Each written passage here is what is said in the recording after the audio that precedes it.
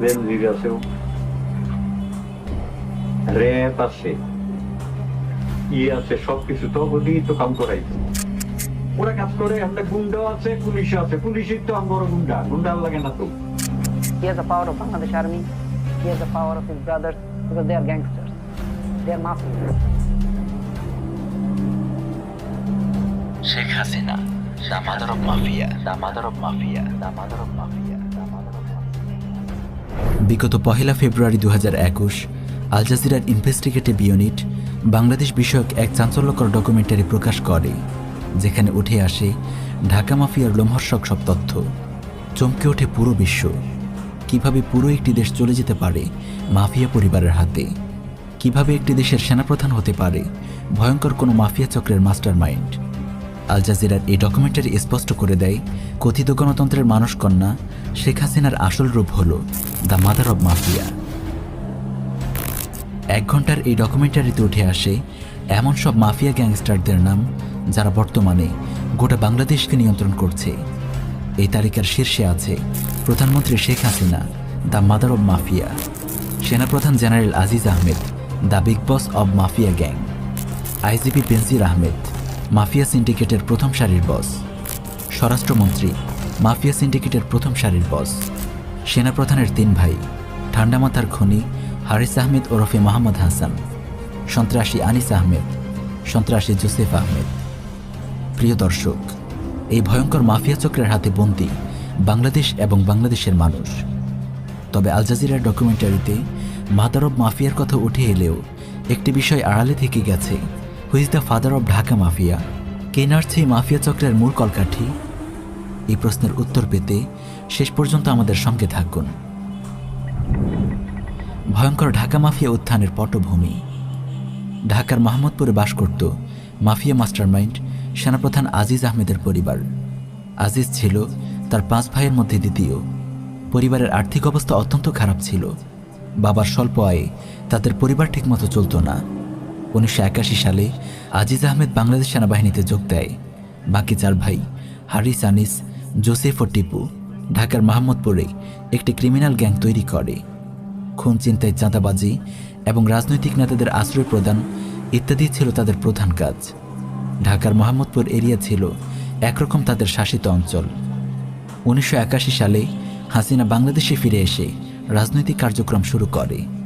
এই সময়গুলোতে আজিজ আহমেদের ভাইয়েরা আওয়ামী লীগের সঙ্গে জোটবদ্ধ হয় এবং আওয়ামী লীগ নেতাদের আশ্রয় দেয়। স্বৈরাচারী এরশাদ সরকারের দমন নিপীড়নে অতিষ্ঠ আওয়ামী লীগের নেতারা তাদের পার্টি প্রোগ্রামগুলো ঘোষণা করত এই সন্ত্রাসী চক্রের অফিস থেকে। অন্য কোথাও তারা নিজেদেরকে নিরাপদ মনে করত না। জেনারেল আজিজের মুখে শুনুন শেখ হাসিনার সঙ্গে তার ভাইদের সম্পর্কের ইতিবৃত্ত। যখন হলো আওয়ামী লীগ এই জাতীয় পার্টির সময়, যখন হলো সবচেয়ে খারাপ সময় যাচ্ছিল, যখন তারা তাদের কেন্দ্রীয় অফিসে বসতে পারতো না, তখন কিন্তু my brothers they were the main strength of this party. কেন্দ্রীয় নেতারা এসে আমার ছোট ভাইয়ের অফিসে বসে তারা হলো পার্টির হলো প্রোগ্রাম এখান থেকে অ্যানাউন্স করতো তারা, কারণ অন্য জায়গায় তারা নিরাপদ মনে করতো না, তো তারা ছিল ইয়াতে। 90-এর দশকের মাঝামাঝি সময়ে হারিস আহমেদ শেখ হাসিনার ব্যক্তিগত বডিগার্ডের দায়িত্ব পালন করে। 1996 সালে নির্বাচনের 1 মাস আগে ঢাকা মাফিয়া ডন জেনারেল আজিজের 3 ভাই হারিস, আনিস ও জোসেফ তাদের রাজনৈতিক প্রতিপক্ষ মুস্তফা নামের একজনকে মোহাম্মদপুরের রাস্তায় গুলি করে হত্যা করে। 2004 সালে আদালত জোসেফকে মৃত্যুদণ্ড এবং হারিস ও আনিসকে যাবজ্জীবন কারাদণ্ড দেয়। হারিস ও আনিস গ্রেফতার এড়িয়ে দেশের বাইরে পালিয়ে যায়। জোসেফ গ্রেফতার হয়। কিভাবে গঠিত হয় এই মাফিয়া চক্র? The mother of Dhaka mafia প্রধানমন্ত্রী শেখ হাসিনা 2008 সালে ক্ষমতায় আসার পর থেকে তার মাফিয়া চক্র গঠনের দিকে মনোযোগ দেয়। এই মাফিয়া চক্র গঠনে সবচেয়ে বড় বাধা ছিল বাংলাদেশ সেনাবাহিনী। তাই শুরুতেই ইন্ডিয়ার সহায়তায় শেখ হাসিনা পিলখানা হত্যাকাণ্ড ঘটিয়ে 57 জন শীর্ষ সেনা কর্মকর্তাকে নৃশংসভাবে হত্যা করে। এভাবে মেরুদণ্ড ভেঙে গুঁড়ো করে দেয়া হয় একটি শক্তিশালী সেনাবাহিনীর। এরপর শেখ হাসিনার জন্য মাফিয়া সাম্রাজ্য গঠনের সব বাধা দূরীভূত হয়ে যায়। শেখ হাসিনার আশীর্বাদ ধন্য হয়ে জেনারেল আজিজ 2012 সালে বিজেপির মহাপরিচালক পদ লাভ করে। 2014 সালের বিতর্কিত নির্বাচনে শেখ হাসিনার বিজয়ের পেছনে কলকাঠি নেড়েছিল তার পালিত এই জেনারেল। 2018 সালের 25শে জুন শেখ হাসিনা তার মাফিয়া চক্রকে এক নতুন অবস্থানে নিয়ে যায়। প্রথমে সে রাষ্ট্রপতি আব্দুল হামিদকে দিয়ে জেনারেল আজিজের মৃত্যুদণ্ডপ্রাপ্ত কারাবন্দী ভাই জোসেফকে ক্ষমা করায়, ফলে সে মৃত্যুদণ্ড থেকে অব্যাহতি পায়। জোসেফকে মুক্ত করার পর শেখ হাসিনা তার পোষা জেনারেল আজিজ আহমেদকে বাংলাদেশের সেনাপ্রধান হিসেবে নিযুক্ত করে। পিলখানা হত্যাকাণ্ডের পর মেরুদণ্ডহীন সেনাবাহিনী নিয়ে যা ইচ্ছে তাই করার সক্ষমতা লাভ করেছিল শেখ হাসিনা। 2018 সালে রাতের আধারে ভোট চোরের যে নির্বাচন হয়েছিল, সে নির্বাচনের মাস্টারমাইন্ড ছিল জেনারেল আজিজ।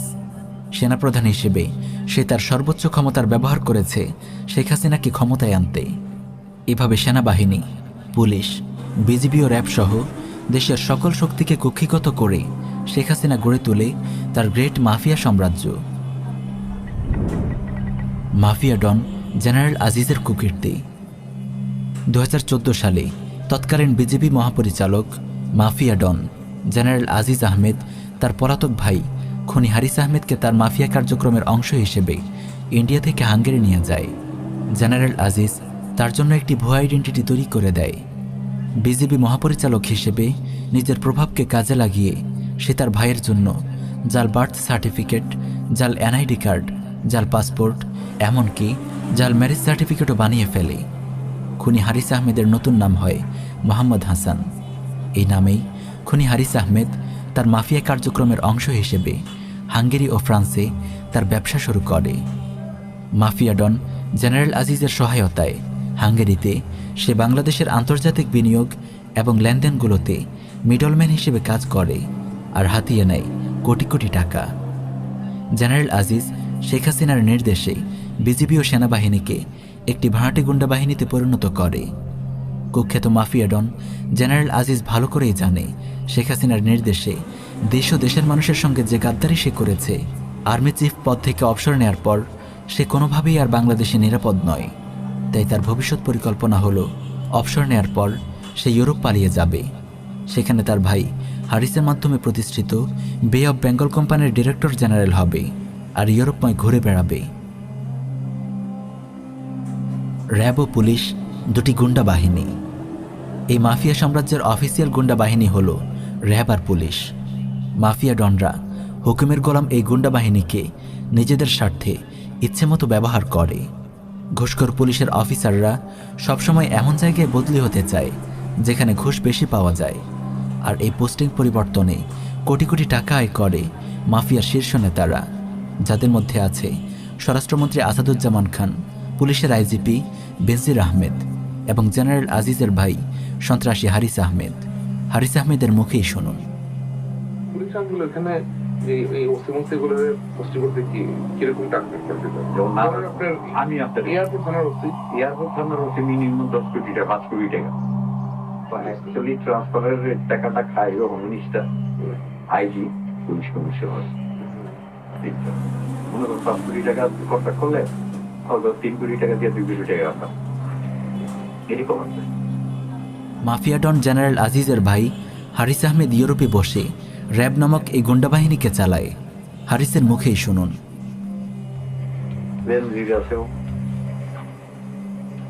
র্যাব আছে, আছে, সবকিছু তো ওদিকে তো কাম করাই।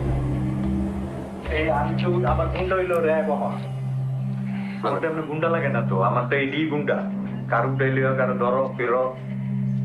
কেবল র্যাবই নয়, পুলিশও এই মাফিয়া গোষ্ঠীর গুন্ডা বাহিনী। হারিসের মুখেই শুনুন।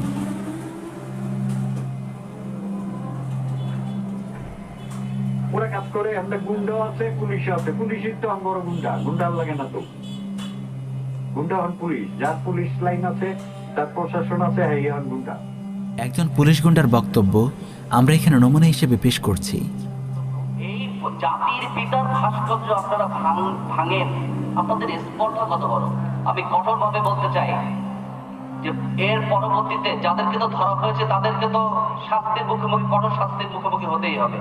যদি এর পরবর্তীতে এমন কোনো ঘটনা ঘটে, সরকারকে এত দুর্বল মনে করবেন না মৌলবাদী চক্র, একদম হাত কিন্তু ভেঙে দেবো।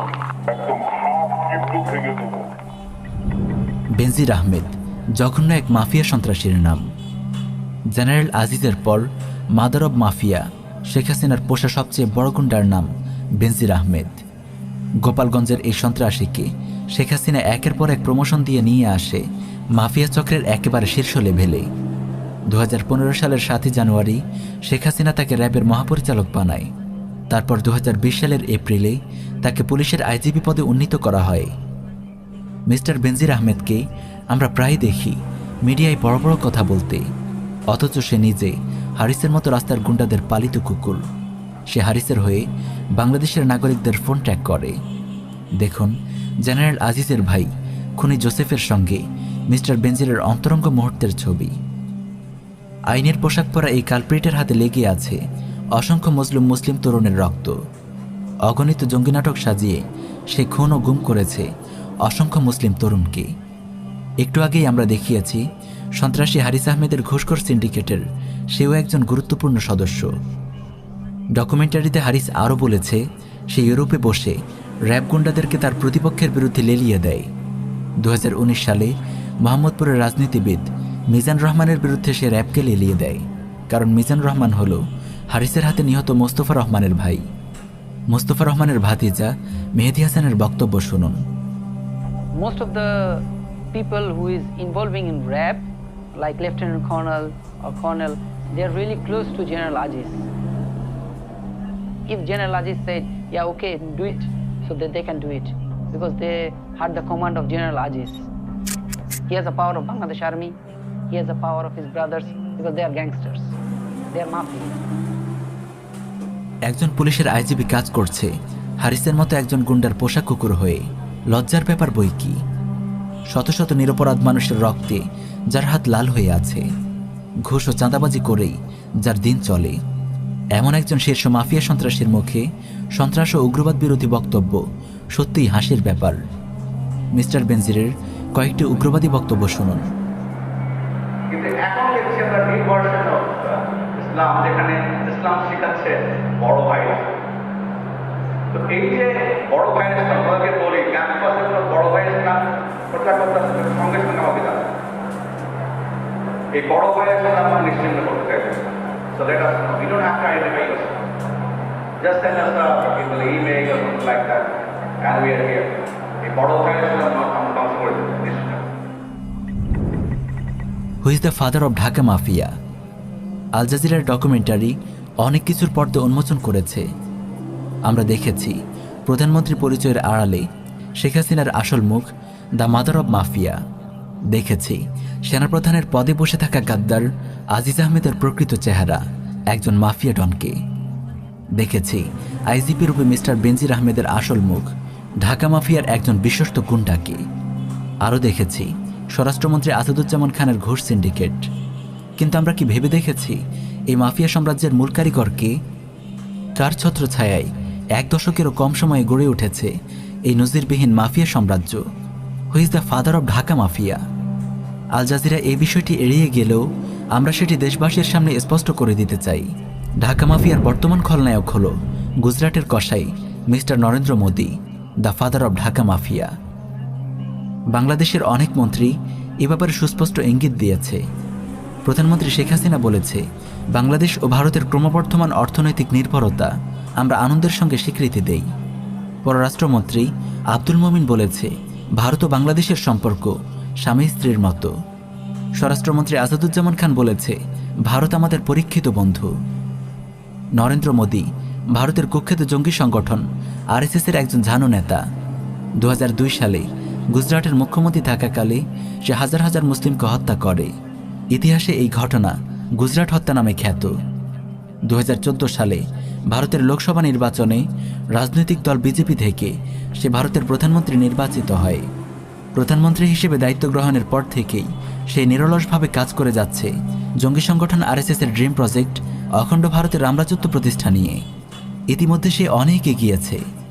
সংবিধানের 370 ধারা বাতিল করে কাশ্মীরের স্বায়ত্তশাসন কেড়ে নিয়েছে, বাবরি মসজিদ ভেঙে রাম মন্দির নির্মাণ করেছে, মুসলিমদেরকে বাস্তুভিটাহীন উদ্বাস্তু জাতিতে পরিণত করতে পাশ করেছে সিটিজেন অ্যামেন্ডমেন্ট বিল সিএএ।